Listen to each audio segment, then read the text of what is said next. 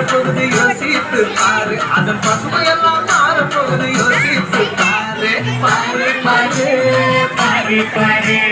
பாரு பாரு நல்லா யோசித்து பாரு என்னை கொடுக்க சுகம் கொஞ்ச காலந்தா இன்னும் கொஞ்ச காலந்தா மரங்களிலே இலை இருப்பது கொஞ்ச காலந்தா இன்னும் கொஞ்ச காலந்தா